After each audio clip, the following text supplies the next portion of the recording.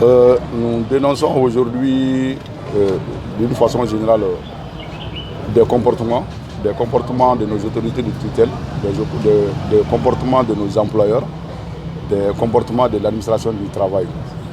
Ensuite, nous dénonçons la précarité, les difficultés que nous sommes en train de vivre en tant que travailleurs dans le secteur minier. Donc nous sommes là tous les jours à croupir et maintenant on a l'impression que ça passe inaperçu. Donc ces difficultés, on les a déjà évoquées à l'intérieur pendant la conférence. Donc, en réalité, aujourd'hui, c'est les dénonciations réelles que nous sommes en train de faire. Le premier point concerné, c'était la situation des camarades licenciés de la SOMICI depuis 2020 jusqu'à maintenant. Il y a des actions qui sont prises timidement, mais qui n'arrivent pas à aboutir à des résultats concrets. Nous l'avons dénoncé. Ensuite, la façon dont aujourd'hui les sociétés maliennes d'exploitation minière malienne sont en train d'être vendues à des inexpérimentés qui sont en train d'amener que des problèmes. Des problèmes et à l'État, des problèmes et aux travailleurs. Souvent, la situation, nous-mêmes, ça nous donne une certaine impression s'il n'y a pas de chercher à savoir s'il n'y a pas de complicité quelque part. Parce que nous ne pouvons pas comprendre que des situations de ce genre-là puissent empiéter et les intérêts de l'État et les intérêts des travailleurs du secteur et que ça passe sous le silence de tout le monde. Nous avons aussi décrié le comportement de l'administration du travail par rapport à des saisines que nous faisons, soit au niveau des directions régionales du travail, la question d'expatriés. La question d'expatriés qui est une question épineuse aujourd'hui dans le secteur minier. Les expatriés, leur présence, c'est cadré par des lois. Mais la majorité des expatriés qui sont là aujourd'hui sont là en violation totale de cette loi-là. Et malheureusement, le constat que nous faisons, le contrat des expatriés, c'est soumis à la signature obligatoire du directeur national du travail. Donc nous ne comprenons pas que des expatriés qui doivent rester seulement pour 2 ans, au maximum 4, puissent rester jusqu'à 12 ans. Et ces contrats, à chaque renouvellement, c'est le directeur national du travail qui signe les mêmes contrats de renouvellement. Donc ça, c'est des situations que nous ne comprenons pas. Ça veut dire quelque part qu'on dit une chose, mais on fait son contraire. Donc c'est une de nos préoccupations, une de nos dénonciations qu'on a faites. On a aussi parlé du cas des cimenteries. Le processus d'exploitation du ciment est le même processus que l'or.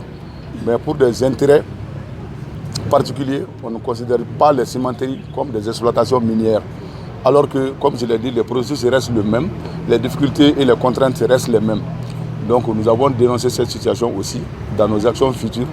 Nous allons voir dans quelle mesure on peut demander à ce que ces cimenteries-là viennent sous la convention collective des sociétés minières parce que les travailleurs des deux secteurs vivent les mêmes réalités. Donc on a dénoncé aussi l'insécurité notoire qui se trouve sur la route de Kéniéba aujourd'hui. Donc vous n'êtes pas sans savoir que ces derniers temps, il y a au moins 5 à 6 travailleurs qui ont perdu la vie seulement en voulant se rendre de Kéniéba dans leur famille à Bamako. Donc nous interpellons les autorités par rapport à ça, nous interpellons les sociétés minières. Assurer le déplacement, le transport de ces travailleurs est une disposition conventionnelle, donc c'est une obligation. La convention définit les conditions dans lesquelles ces déplacements doivent se faire.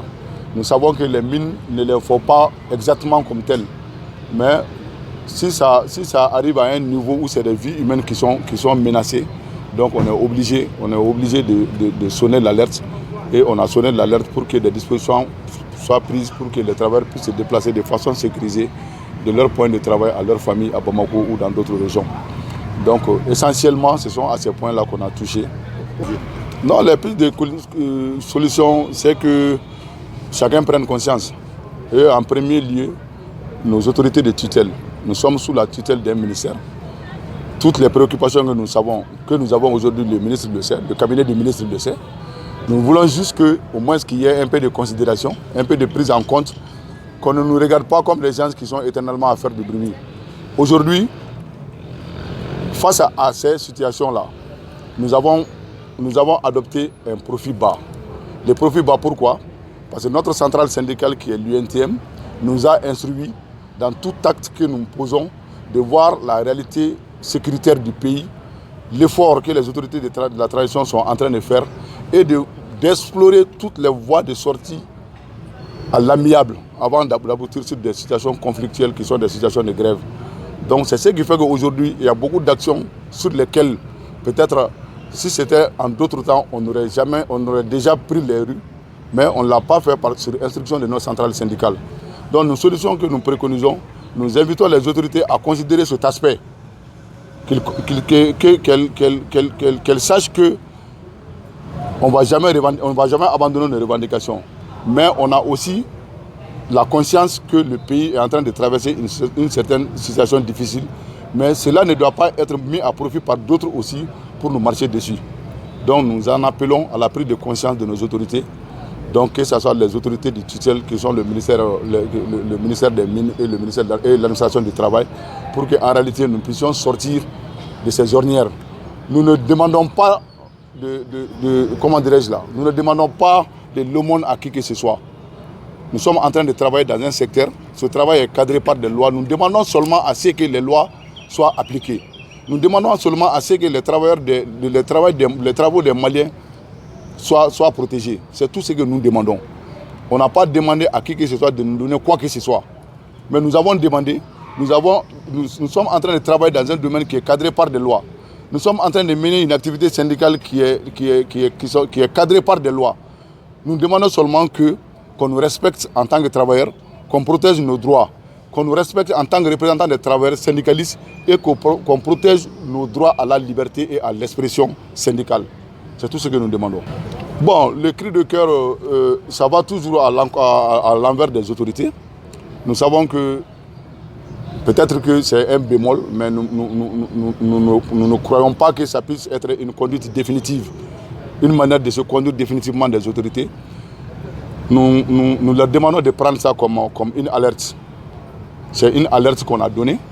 La situation, si tu n'as personne pour te défendre, tu es obligé de te défendre.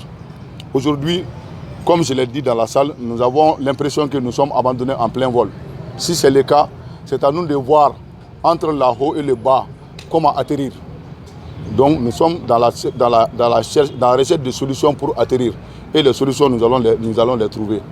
Mais nous ne pensons pas qu'aujourd'hui le Mali ait besoin d'une situation conflictuelle. Nous ne le pensons pas. Donc nous demandons à leur sens élevé de la responsabilité pour qu'ils prennent ça comme une alerte et qu'ils posent des actions concrètes à ce que nous puissions sortir de toutes ces difficultés-là.